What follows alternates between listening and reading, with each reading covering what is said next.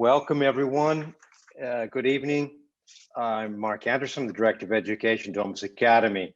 I'm very pleased to have everybody and participation with everybody here tonight for part of our open lecture series at Domus Academy called Disrupting Patterns. The lecture series, it includes panels, talks, conversations that are multidisciplinary, cross-cultural, and touching various disciplines: fashion, design, innovation, technology. The emphasis is on alternative investigatory approaches, processes, contemporary and future themes, looking at the past, investigating the present, preparing next strategies of engagement for the future. With this brief introduction, I would like to welcome our very special guest this evening, architect Neil Hubbard of Heatherwick Studio. Welcome, Neil. Thank you for being with us. Studio Heatherwick is one of the most innovative studios working today.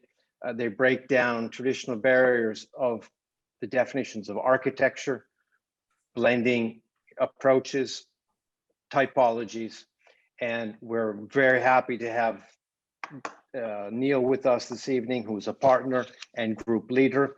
And I'm sure in the course of the talk, he will explain more about his role within the studio and some of his projects that he's worked on since he's joined the group in 2005. We have Caterina Lunghi with us this evening, a longtime collaborator and journalist who will be guiding the conversation. So welcome, thank you for being with us. Thank you very much for the invite. Thank you, Mark. Mark, actually, Neil will mostly give a kind of lecture.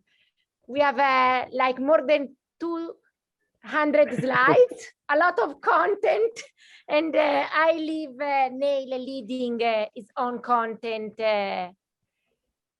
We are going from the chair to buses to buildings with the human and emotion at center stage, right, Neil? It sounds about right. I'm looking forward to it.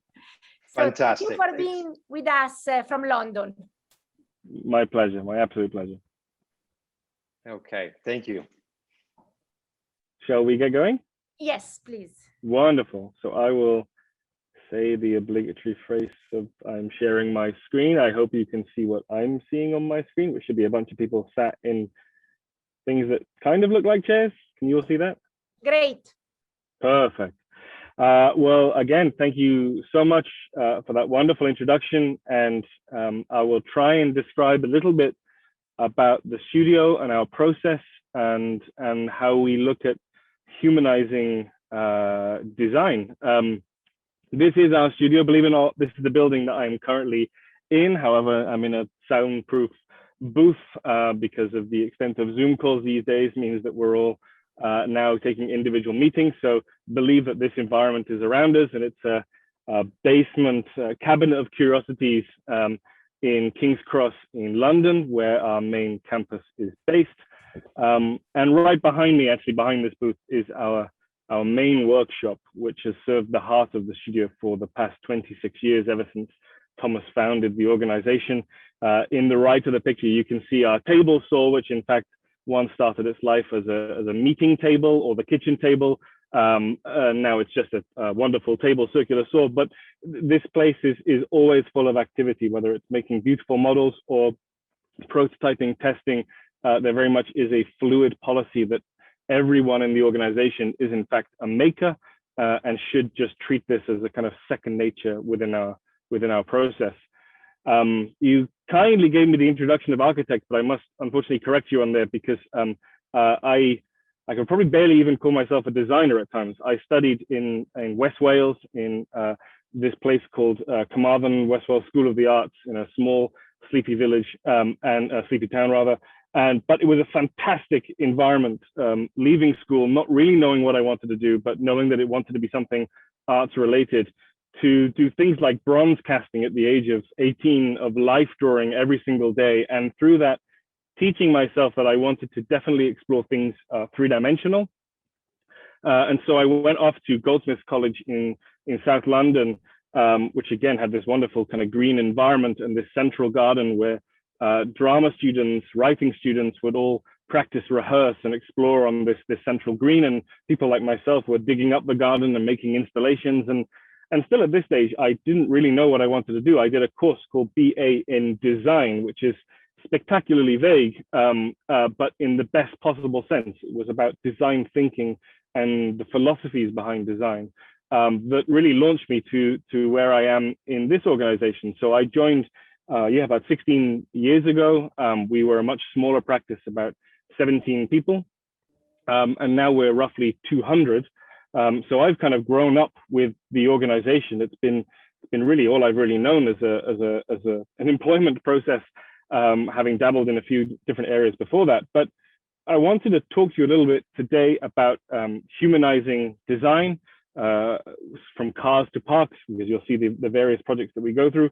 And it was quite a difficult theme to actually explain, because in a way I'd have to show you every single one of the studio's projects, because in effect this is the mantra of the studio in trying to make the world around us more human. So we don't really have a mandate of types of projects that we work on, other than really exploring anything three-dimensional, from perfume bottles to newspaper kiosks to pavilions to bits of furniture to vast master plans in California and projects like Changi Airport in Singapore. At the heart of everything we do is really the process of engaging with human experience and promoting human experience. And after the year and a bit that we've all had, I think we can all agree that that's something that we've understood now the benefit of fully, is that going outside and being with each other and what that togetherness means. And so in a way, when we approach our projects, we very rarely talk about how something will look, even though that you might imagine that some of our projects are quite visceral. It's about how it will make you feel, or how it will make somebody feel. So the majority of our projects are incredibly public focused. And even if we're working on private developments, let's say, we're aware of the public impact that our projects have on those. And in a way, talking about humanizing design, you go from everything like the Olympic cauldron that we worked on in 2012, which in a way was an embodiment going back to that kind of the human scale of flame, watching people light something as opposed to cauldrons that were getting larger and larger and larger. We wanted to bring it back to smaller individual elements, create a focal point at the center of that stadium for the opening ceremony, through to the London bus, of which thousands now roam the streets of London, was a project that I worked on for 2 years. The design of that in itself was a reflection of the people activity, of how people move through that vehicle, which was quite a unique operation because it has these 2 staircases. We wanted the exterior design to reflect this interior program, and forgive the incredibly cheesy photo, but you know, we were dealing with buses in London that have, you know, neon strip lights and have quite an unpleasant internal atmosphere. And to use architectural features, architectural cove lighting, nicer, calmer finishes, and warmer environment to make the passenger feel kind of more privileged in a way, more special. Through to building projects that we've worked on, such as the Zuidmoker Contemporary Art Gallery in Cape Town, which in a way was a design to bring people into that context of exploring contemporary African art by creating a kind of a wonderland, an unexpected space, a building that itself was a lantern and responded to the local context, but within we were able to create this inner heart, this inner world of which people could then explore. We knew that once we could draw people in, they would then be hooked and want to go see the rest of the gallery. And then on the larger scale, our involvement with BIG Group and Google over the past decade on really redefining what workplace means for their team members, and talking about buildings that can contain thousands and thousands of people. How do you make that individual person and the individual team resonate and feel like they've got a home? And so we've been designing these large hangars, these large domes of maximum flexibility of operation within effectively open plan working environments, with the ability to have of character, of identities, of courtyards gathered within those spaces, and really promote the highest quality of light, the highest quality of air for every single employee within this building, as opposed to the old tradition of corner offices and and places that got nearer the core within skyscrapers would be the kind of lower light levels. Everyone in this building is afforded a generosity of space, light, and air. And these are nearing completion now with the solar panel roofs that you can see covering the entirety of the exterior dome. But I wanted a case study on 5 or so projects, key projects that show you the fact that we don't really see a definition of scale within the studio. Everything from the smallest project up to the largest is fundamentally focused on that human experience and how people will feel. And the first of those is just a chair project. And I say that because, you know, we as a studio have produced maybe a handful of commercial pieces of furniture.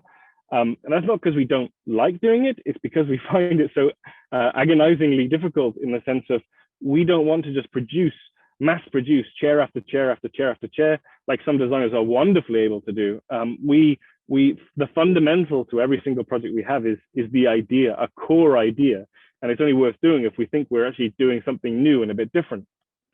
And so this was a self-initiated project that started maybe 15, 20 years ago, sketching the idea of the profile at which someone sits, this kind of almost 90-degree profile. What if you were able to revolve that 360 degrees? Could you create a new type of rocking chair?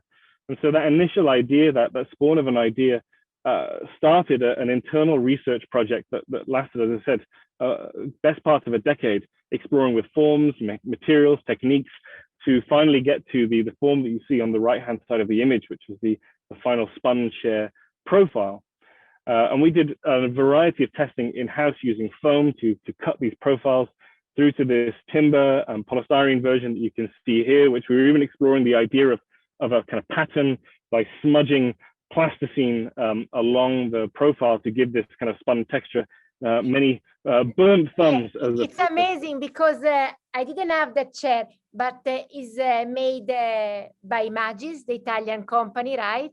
It is the plastic one, yes. I was the plastic one, of course. I was at the shop in Milano, and I tried the chair, and it's quite cool, and it's funny, but at the same time it's stable. You feel very comfortable on it. It's really, it was quite weird the first time that we sit on it, because you think you're going to fall out as you spin around, but actually it always catches you and sends you back around. And I've only ever seen one person fall out, and let's just say they had slightly too many Negronis. But we were exploring this profile, and we've been playing with this project in production for several years now, from the first prototypes, which were made by spinning metal, which is the process of taking sheet metal on a lathe and slowly pushing it into a 3-dimensional form, in the same way they make timpani drums for the orchestra. And you can see here in a small workshop in the UK, which there are not many, taking that sheet metal and turning it into a volumetric form, which we were able to do 4 times to produce the first prototypes you can see here welded together. And these were produced as art pieces, first of all, or collector editions. But to your point, we wanted to produce something that was mass produced, that could be relatively light and affordable, but in a way still inspired by that spinning technology. So working with Magis, we use rotational molding, which is the process of spinning hot plastic around and around and around until it slowly sets and forms the solid object, but hollow on the inside. And we're able to batch produce large quantities of these, but also introduce a textural element along it, so it doesn't just feel like cheap plastic, it has a quality.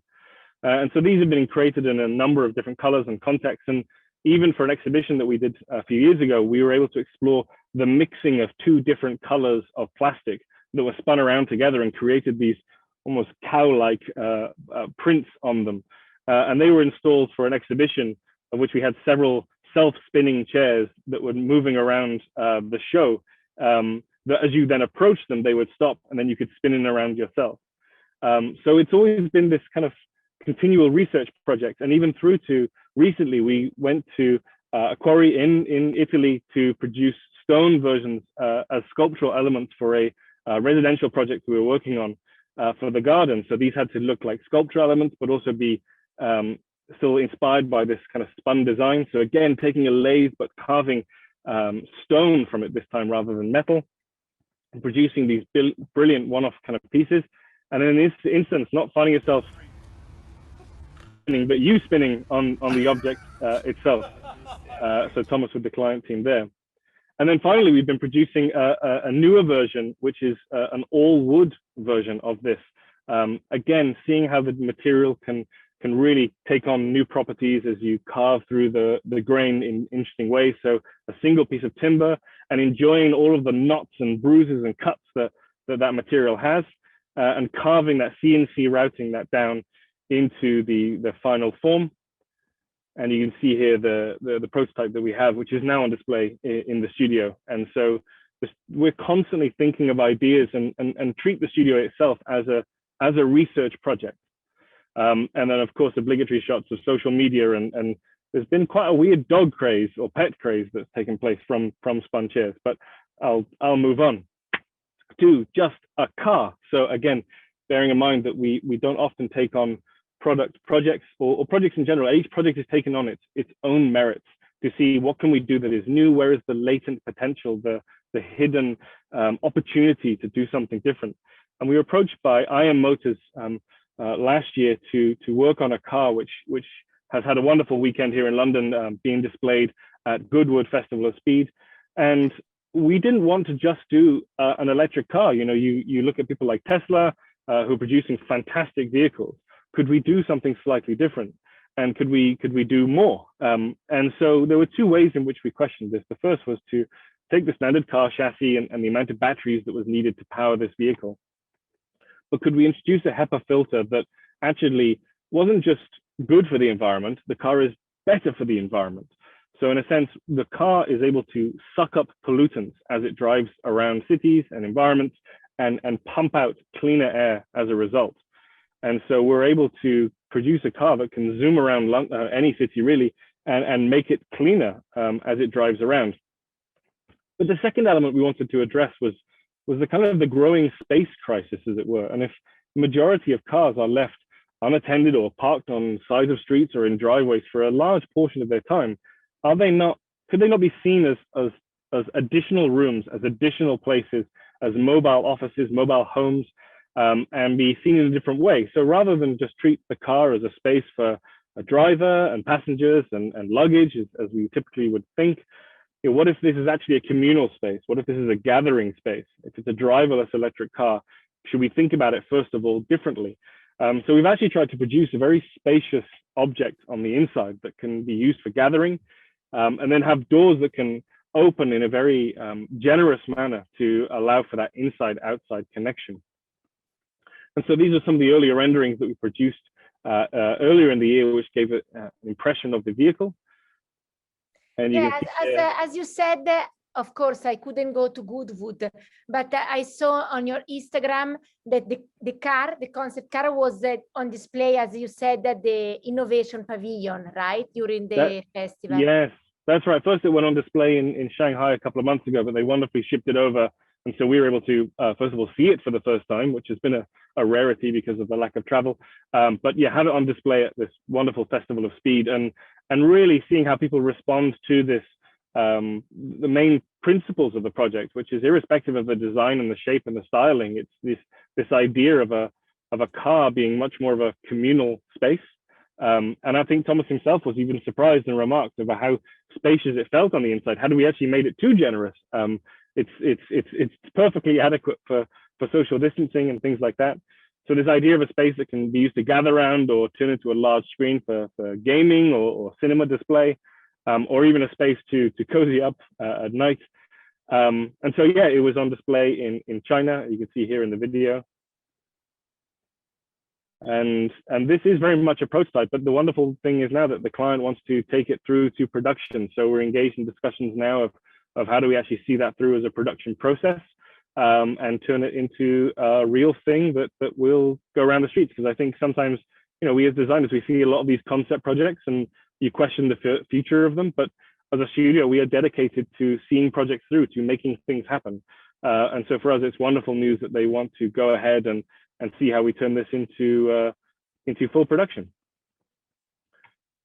So a key element that we've been exploring throughout the history of the studio, that, as I've been working in it, is this notion of bringing the outside in, or having a clearer threshold between the outside environment, the green environment, and interior design. And most of our projects involve this kind of biophilic thinking in quite a significant way. And again, reflecting on the year that we've all had, you can imagine it must be criminal, the idea of designing a residential tower these days without balconies or connection to outdoor environments. If we're kind of confined, then that outdoor threshold is more important than ever before. And so we had the wonderful opportunity of working with the Maggie's organization, which is a charitable group set up by Maggie Keswick, who create cancer care centers within hospital campuses, but they're seen as homes away from home. So not the space that you go to get acute therapy, but a place that if you just received your diagnosis and had to deal with that information, where could you go to? And so they are seen as home-like environments the second you stepped out of that diagnosis, to be able to go and have a cup of tea, to sit with somebody, to talk, and be there for therapy, for ongoing counseling through your treatment. And so we were approached to do the Maggie's in St. James's Hospital in Leeds in Yorkshire, which is about here in England. And Maggie's are spread across the world. There's a number of them within the UK, and then one now in Japan and one in Hong Kong as well. And our site was a really difficult place. It was the kind of landfill tip when they built the entire of the hospital campus, but it was the last bit of green space left within that hospital environment. And so it seemed an absolute crime to destroy that green space with a new building and prevent the rest of the people surrounding it with that view towards greenery, which we know is important for therapeutic care. This is the site, and it also had incredibly difficult levels to deal with, a good few meters of level change between top to bottom, but also had wonderful views out towards the downs beyond. And so we really wanted to explore how the building could operate as a building, but as a garden in itself. And so taking the difficulties of that site, could we embrace those constraints as opportunity and explore a building rather than just plonking a volume like the rest of the hotel and hospital environments, but create a building that was formed from several levels, several moments, create spaces that were private and create spaces that were communal, and create spaces that, even though you're in a private therapeutic counseling session, you can hear the ambience, the background activity, you don't feel so isolated. And so our building became a project of these inside and outside, and then further outside spaces combined.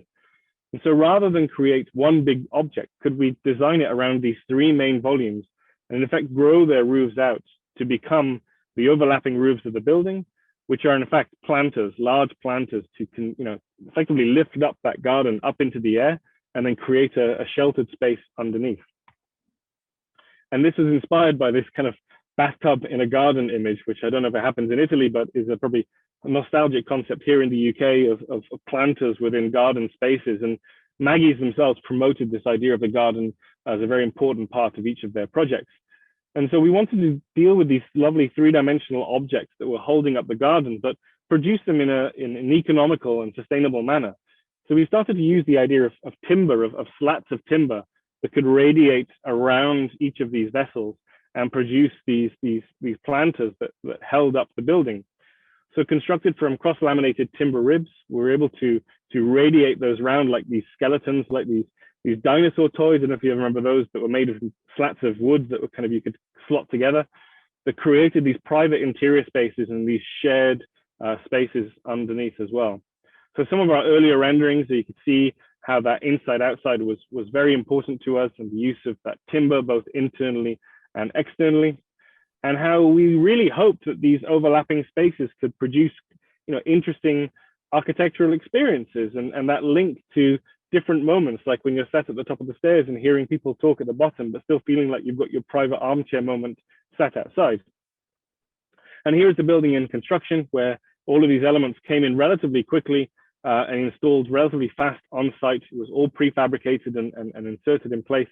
And the glimpse we were starting to get of these different spaces interacting with each other, overlapping with each other, and the detail that we poured into to ensure that where these timbers came together, we considered the joint lines. All the building itself is breathable, from the timber through to the lime render that sits within. and how the building was when it was completed, where the planting is just starting to kind of grow and overflow through the space. And it was really wonderful after many years of working on this project, and personally myself for a couple of those, to finally see it installed and see how much it means to people when they use. They will have, I think, the highest uptake of any Maggie center in this unit alone. And where you see that environment, so we had an ability to touch every detail of bringing the plants in, but designing the furniture, the handrail details. We care about everything that you can look at and see and feel on projects, and how we're able to frame these kind of more private spaces at different parts of the building. And within a very small environment, see all of these different spaces talk to each other, but pour detail into those handrails and the tables. But that inside-outside connection was paramount from the start, and is, I guess, the thing that we're most proud of in the finished results. So an element that's incredibly important to us is this notion of deep materiality. In fact, it's one of our core studio values, and that what matters to us very much is the three-dimensionality of a space, that how that evokes an emotional response, but the materials that we use, and cladding has become something of a bad word in the industry. What it means in our mind's eye, this idea of wafer-thin materials in commercial buildings that even when they've just been completed, somebody dents it and it almost feels destroyed already. And going back to the love and care of buildings that were crafted from stone and wood and had lovingly details and decoration built into them, and decoration as a very positive thing and not seen as an added element. And a project which we love talking this through is our learning hub in Singapore for Nanyang Technical University. And we won a competition of a very simple premise. And after walking through with the client, they said, look, there must be a better way to design university buildings than just having corridors and rooms. It feels a very outdated concept. And if in this day and age you can get your degree by staying at home and doing everything online, why do you need to go to university? It's surely not to walk up and down these corridors. It's to meet people. As we know, it's to meet your future friends, your future wife or husband, or your future rock band, or your future business partner. Sometimes it's very rare about the thing that we study. It's about the interactions that you have with people. And the client really wanted to go against this notion of teacher and class, of producing, promoting and dictating what they should learn, and this notion of learning in the round. And they jokingly said, how about a building with no corners, of which we took them incredibly literally. And so we decided on this idea of these pods, these learning hubs that were based on a standard in the round, and use that to really frame our building and create almost a building designed around the maximum bumping into each other-ness possible, if that makes sense. To frame our building with a series of cores and staircases and the toilet elements, but produce this inward-facing atrium that allows nooks and crannies, smaller incidental spaces where you might be reading or meet somebody after a lesson, but feel like it's a space where ideas can flow and a confluence of exciting thought. And so this is the completed building in Singapore as it was just finished. And the wonderful thing about Singapore is you can almost just plant something and then overnight it's overflowing with greenery. And so this is a building that's open to the elements 24 hours a day, 7 days a week, and is very much a kind of extension of the outdoor space. But for us, this, as I said, was an exploration in texture. And we had roughly the budget, I think, of a car park working on this project. And we knew that we were going to have to work with a concrete contractor, a local contractor, and not the highest quality, let's say, but had the highest energy to really get involved and do something special. And so everything for us was seen as an exploration in texture and materiality and spaces that make you want to go and touch them and feel them. And so the wonderful planting that hangs through that gives its own added flavor. Bear with me, and some, hopefully it's going to play drone footage you can see as you go around the hub building. We didn't need large windows because, again, the high quantum of daylight that you get in Singapore meant that a small amount of windows could let enough light into the space. But you can see how the planting is already a year later kind of overflowing through the spaces and the gaps between the building. And so smaller rooftop spaces alongside the classrooms became very important. as did this idea of the inside atrium. So the void, as you can see there, which was the element that was kind of removed from the scheme, how we could simply use cast in place concrete and profiling of the balconies to create this theater-like space at the center of the scheme, and the overall impression through the levels of the building.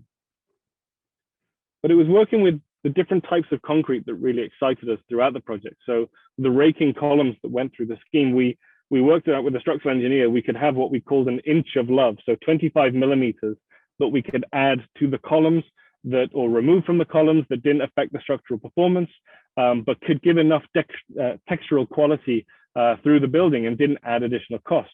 So we used these rubber form liners that went up the insides of the molds, and we're able to produce these three-dimensional columns that ran through the entire building. Similarly, the lift cores, which all had to be cast in place concrete, we worked with an artist to produce over 1,000 individual illustrations that we used to line all of the panels, the concertina panels of those facades, and again, use the rubber form liner technique to mass cast them again and again and again. So this is the process from the individual drawings that were overlaid on top of each other, and we added a kind of gradient contrast, which we knew would give a relief map, and the 3D image that was produced below using our software. And then the final piece in place. And you can see here all of the drip lines and the varying color of the dye that was used. It makes you start to really forgive all of the indents and scratches. If you're not trying to go for perfect fair-face concrete, polished concrete, all of a sudden all the bubbles and the imperfections become qualities. It almost feels like mass-produced ceramic as opposed to commercial concrete facade design. And similarly on the exterior facade, which was made using precast concrete panels, precasting is often a technique to use to reproduce the same object again and again and again. And so we had 1,050 panels to build on this project. But we found a way of using a same mold to produce the 7 different radiuses required. And we're able to insert, and it will sound odd, rubber sausages into that mold to slide in and out to create stopping and starting moments for these grooves. So you can see here the molds that we were able to produce in place. And then we lined a retardant chemical on the inside of the mold in the various infills, which prevented the outer layer of concrete from going off. So you're able to produce 1,050 individual cast concrete panels, all from the same mold, that have these differences in qualities from the outer surface through to the inner surfaces where it revealed the aggregate used in the panel itself, to a material, again, that feels like ceramic when you go there and has all of the loving imperfections promoted as positives, as opposed to the things that you kind of wince at or try to Photoshop out as a designer when you go to press. So a few more projects to run through. I think 3 more. The first is a project where we explored the idea of this notion of humanizing design for creating sculptural infrastructure. And we won a competition a few years ago, several years ago, a decade ago, in fact, to design a theatrical bandstand for a new pier in Manhattan in New York. There was an existing pier design, and the competition was to design a sculptural element. And in fact, the client, I think, decided that the pier that they had produced was not exciting enough. So could they spend money on making an object on top exciting to attract people? And so we went in with quite a bold strategy for the competition, and that was to abandon the existing pier design, suggest that you don't need to spend your money on adding a sculpture. You should, in fact, make the pier itself sculptural. And the reason behind this was there were a few main concerns. The first was wonderful heritage of the piers that used to surround the island of Manhattan, on all sides. And these leave these wonderful remains, these kind of ghost piles, they're called, which are used for breeding grounds for various fish varieties in the Hudson River. And so these sculptural elements that come out of the river, we thought, is there a way that we can use those in the design of the pier and really celebrate the past, but also not produce something that feels like it's attached to the side of Manhattan, but a space to be able to go out and reflect and look back at the city. So in effect, to create a little island that was off the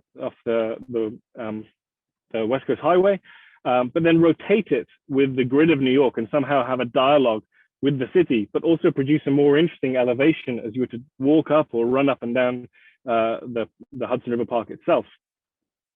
And so we took their standard process of using concrete piles as they went into the bedrock of the Hudson River, but use those almost like a pin bed to push up and produce a three-dimensional park landscape to allow this pier to become an outdoor performance space of multiple different typologies.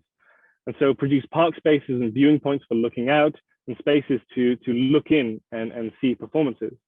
So in a way, it's really this kind of Swiss Army-like object that is able to do a multitude of operations, from hosting concerts for roughly 3,500 people, through to smaller spoken word poetry moments, to a hardworking amphitheater, to all of these lookouts. And it was a key element of our scheme to ensure that the entire space was accessible to all members of the public, whatever ability. And so these are some of the earlier renderings that were produced here several years ago. And the effort that we've gone through with the client to actually see this through and produce it, and an incredible landscape team led by Signe Nielsen in New York to really produce something that will thrive and be a wonderland, be something to escape to and have a significant sensorial experience when you go there. And we go to great lengths to ensure that our projects are hopefully successful. And the first was to produce a one-to-one mock-up of the entire park, where we went out to somewhere in Long Island and sketched out all of the pathways. We took these cherry pickers up to the various heights to survey the landscape and really get a sense of what this project might feel like when it was produced, through to endlessly producing mock-ups and working with this fantastic company called Fort Miller to produce these petals that were the main structural elements that would hold up the park. And those pots that were then assembled on the river as elements and then craned into place on top of these carefully computer kind of designated pile locations in the river itself. And we've slowly seen this emerge over the past few years into, well, the last few months really, now open as a fully operational park in Manhattan.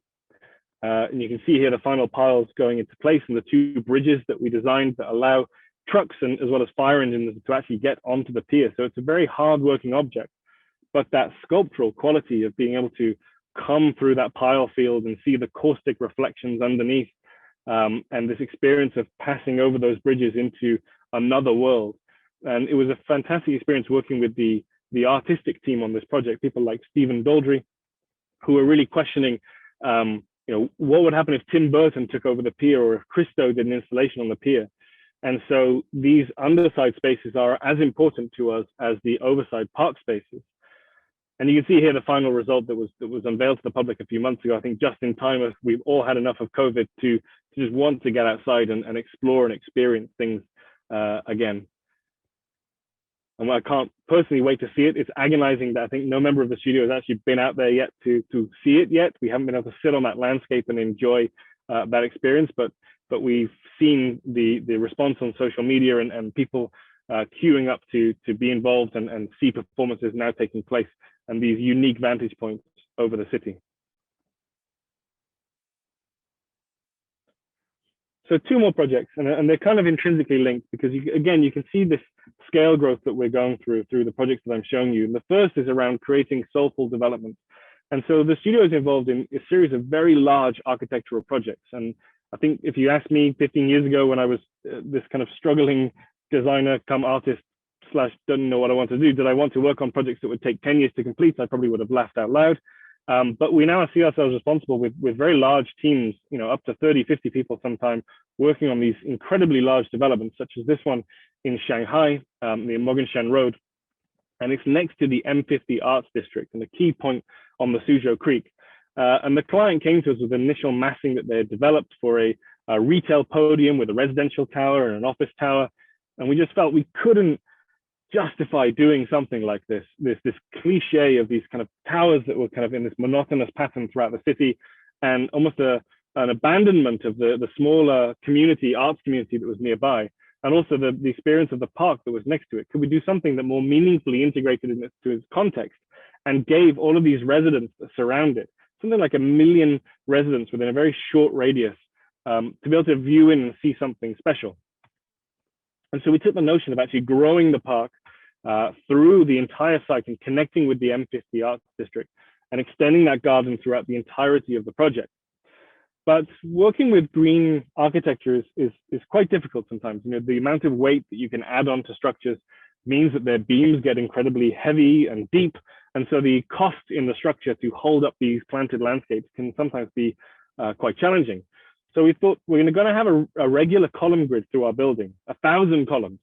So what if we were able to place a Chinese mountain tree on every single one of those columns to allow that load path to go directly through the column down into the basement?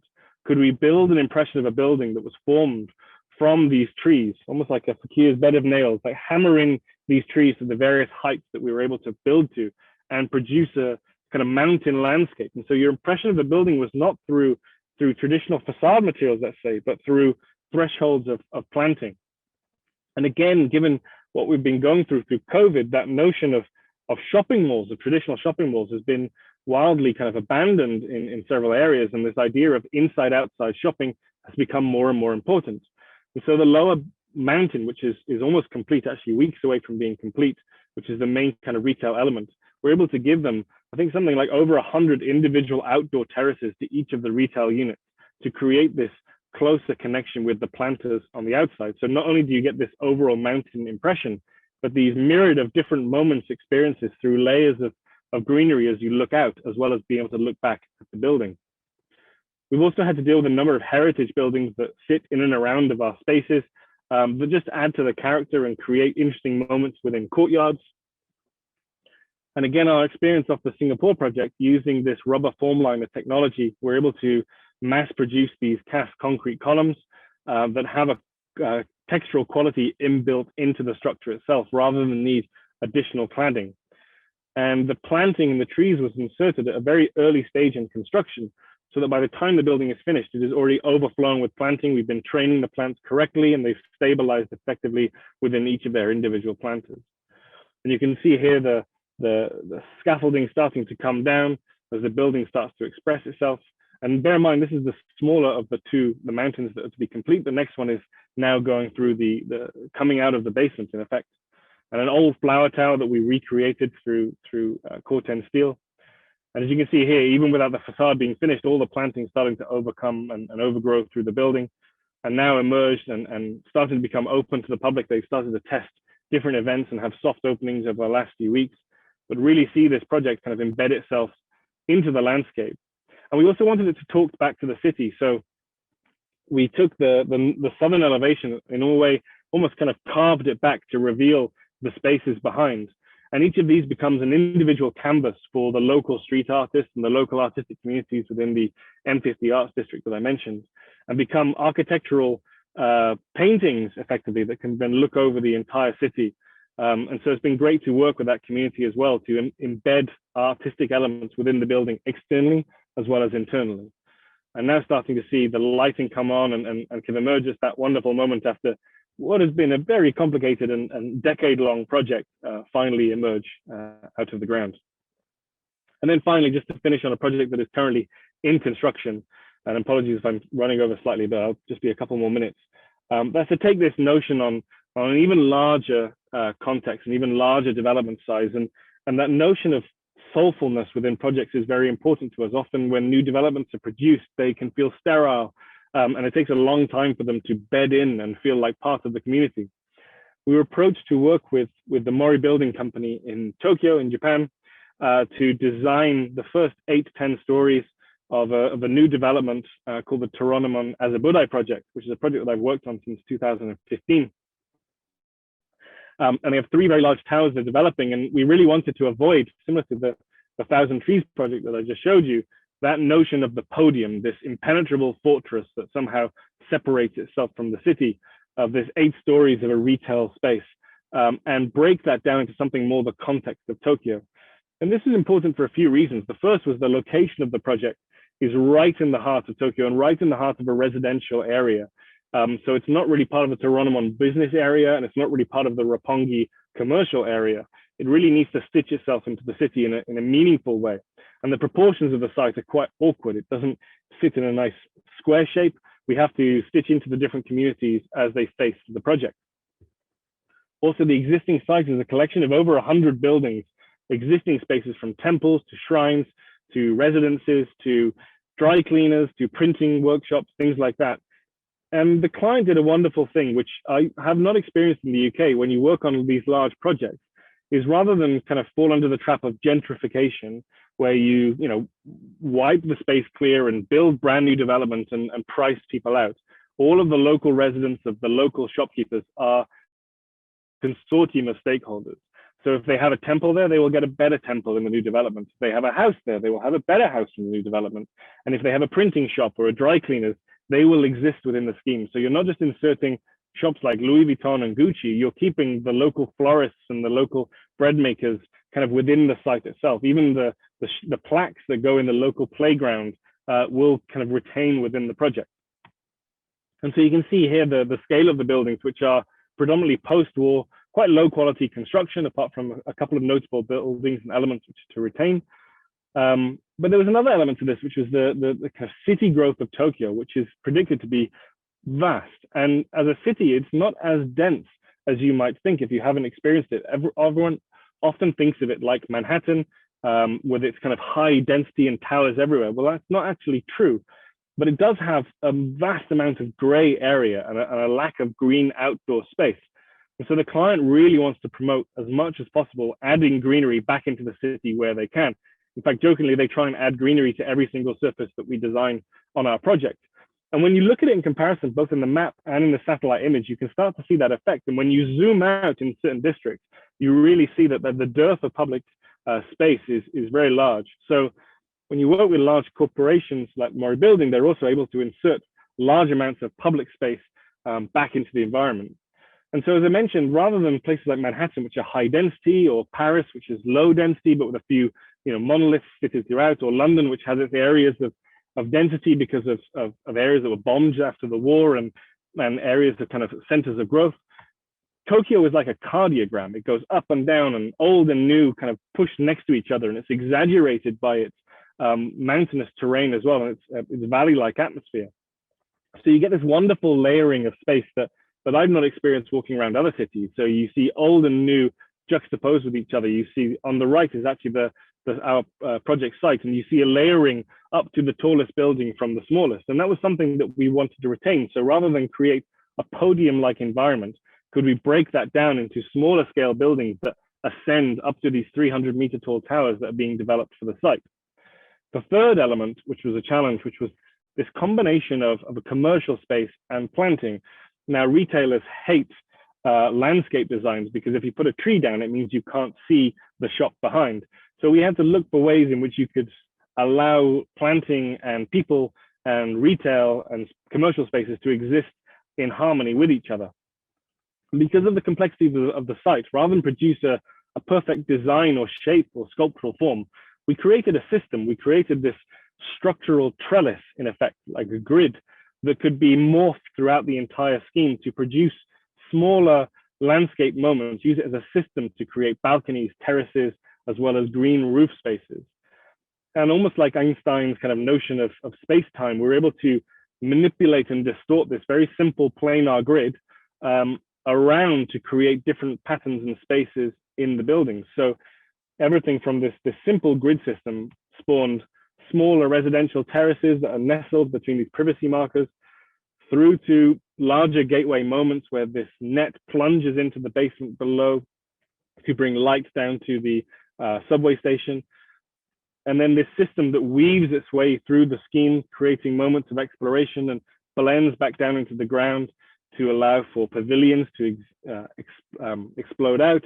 And then these moments where you peel open that net to reveal entrances, pathways to wander and meander through these hillsides, and then open out into this large 3,000 square meter garden at the center of the scheme, with these henge of pavilions that allow you to then look up to the towers above. And just simple moments like where the client wanted this large underground supermarket, we thought, great, let's just take the system and peel it open and use that to create a grand entrance for the space below. And so this is the entirety of the scheme. And I think for people like myself and the other team members who've worked on it, it's the larger impression, but actually it's the smaller moments. What this project is producing is 1,000 smaller individual humanistic moments throughout the district that we're most excited about. It's the little pocket park in certain places, or the bench behind a certain water feature, and starting to see those now emerge on site is both terrifying and rewarding. but we hope to see this project complete by mid-2023. I think that's my final slide. So apologies for the long rant. I will now take a breath and drink some water, but if there are any questions, I would love to open that dialogue. So thank you so much. Yes, we do have a question, right, Mark, from students? Yes. And Yes, also we a do couple of questions in the chat. Sure, we have some questions from our students, and then there is some questions also in our chat. I would just like to start off by saying thank you very much for the presenting all the projects. It's an amazing array of scale of projects, and I'm really impressed by the consistency in the approach, while each project really has their own identity. I enjoyed your talking about it, and it's obviously coming from a designer approaching it, but it's a designer which is not making reference to the individual scale, right? Because you're talking about the fabrication or manufacturing techniques at furniture. At the same time, talking about how maybe that same type of approach is changing the form of concrete columns. I'm really impressed by the consistency of approach, and perhaps some of that goes back to your early creative and artistic background and bringing that into your work. If I can just start off by asking a question. What is the process of the studio, or the approach of the studio that brings about this irreverent or not traditional approach to architecture? It's probably a difficult one to ask because, as I said, not being an architect, I don't know how it's done correctly, or rather done in the industry, let's say. All I can liken it is it's very similar to my experience at university. We have, just in a very physical sense, we have large magnetic walls. In fact, any solid wall in the studio is magnetic, so we can pin up and pin down very quickly. And I would always say that we leave a space for the unknown. I know that some designers and new designers, when they join, they try to cover all the bases. They try to cover everything, every option possible. And you'll always try and root out the option that's in between anyway, so it's impossible trying to do every option. But actually what's important is the dialogue, and that's been the same since day one, is having reviews, ideally face-to-face, now on Zoom or whatever. But the healthy dialogue and the banter that we have with each other, the ability to rib each other and talk to each other on a very similar level. Thomas is very personable. He knows everybody on first name terms and encourages that discussion. And so I've never experienced us standing back and waiting for him to choose something. He gets his energy from understanding how we are all thinking. We're all closest to the project sometimes. And he's almost like, he uses the phrase, a truffle pig. He's often there to help sniff out where the gold might be within the rest of the things that we've kind of looked at, because sometimes we're quite close. So our discussions, go quite wild, but we leave that space to allow people to sketch and draw in those sessions directly and allow for that unexpected thought to emerge. And I'm a big believer in the idea of the pinup, of being able to observe different ideas next to each other, which I think is very difficult when you do it in Zoom or on kind of PowerPoint. You're not able to make unconscious connections between a reference image and a sketch and a model and see things three-dimensionally, and genuinely be prepared to allow the unexpected to happen. And the second element that's very important is there's an obligation to dissent in the studio, i.e. Thomas and myself, we do not want yes people. We do not want people going, there's a great idea, we'll get on that, because you're always deadline driven and, worrying about getting stuff done as well as having a fun idea. If you don't think it's the right idea, you have to express that. Because first of all, we don't want to do the wrong idea. And secondly, if you believe in something, you should be vocal about it. Now, your opinion, it might not be taken because of X, Y, and Z and other things, but it's very important that you get that out and, we get active consensus. I worked on a terrifying project once where we had the idea almost on like day 2, which is like the worst thing to do, right? Because you then spend the entire design period questioning whether it's the right idea, or going around asking people, do you think this is good? And they're like, yes. And you're like, oh, okay, thank God. But then sometimes you have to explore almost everything to work out what's least bad, because that might be the thing that is good. The only thing I would say is for team members that we have is It's about trusting the process. And I often promote a kind of sketch-based process, which is just often when we have a review, just get out and just sketch the idea, whether that's by hand or in the computer or in the workshop. Just manifest it as fast as possible. Don't get dragged into the detail. If we like the idea and it's compelling and it's as good as what we think it is in our head, then you can rest back and draw your options and render it and make it beautiful and all that stuff. But if the idea isn't correct, then it's nothing. And I've sat pre-presentations with Thomas, scribbling with pencil on A3 paper because we've gone in with 200 pages, but it's not the right idea. And we're prepared to abandon everything at the last second if we think there's another idea which is better and more and right, rather than 20 pages of nicely rendered images of the wrong thing. That's a very vague and probably a very indirect way. But I just tried to explain a little bit about the process of how we operate. Absolutely not. Speaking with we have many students with us this evening. Speaking with the students, I think that's incredibly valuable insight into process, and they all can understand that. Jumping too far ahead in the process and trying to solidify things too early can be a mistake, right? I mean, I like that very much. Getting things out, getting things down, so that then you can start to see them, critique, review. That's great.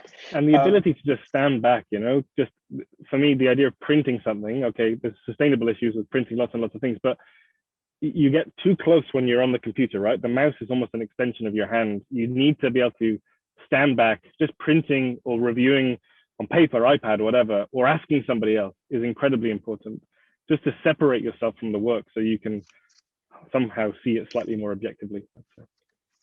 Let me just ask one more question and I'll open up to the students. I don't want to manipulate the whole conversation. You guys work in interdisciplinary teams? Yeah, So I guess our proportion is stronger geared towards architecture these days. So there's a large amount of people with far more training than I have, which is wonderful because I get to do the fun stuff. But we have people with backgrounds in engineering, people with backgrounds in costume design. We have a beekeeper in the studio as well. But we, even if people are, I would say, classically trained as architects, we look for the portfolios where there are further interests, where people have that passion, particularly in making. I think if you're interested in materials and how materials behave and exploring with your hands, that's always a winning trait here. As I said, that kind of notion of we are makers is one of our kind of fundamental values. But it's, as I said, it's important. Everyone's opinion is important. So we have a wider network of studio friends as well, which includes philanthropists, and we've got a resident neuroscientist at the moment, and people from different thought processes and neurodiversities that can help improve our process. And we bring in the receptionist and the cleaner and whoever to a design discussion, because you often need to bring in the people who are the furthest away from it to really see it most clearly. Very good. So Neil, thank you very much for being with us tonight and having such an open conversation about your approach and the creativity behind your projects, and giving some insight to our guests and our students about what it means to be doing a creative approach to architecture, to design, and be doing it all together. Wonderful. Well, look, thank you so much for the opportunity. You're such a wonderful team to work with. And look, if there's anything I haven't answered correctly, or if anyone has any questions, just please forward it on, and we'd be happy to go into more detail, I'm sure. Thank you so much. Brilliant. Well, have a lovely afternoon, guys, and well done. Thank you very much. And you're welcome. You're welcome. We'll be in contact with you. We'd love to have you come see us here at school in Milan. It'll be my absolute pleasure. Thank you so much. Oh, okay. Thank you again. Bye-bye. Ciao, guys. Ciao. Bye-bye. All right. Thank you. Bye-bye.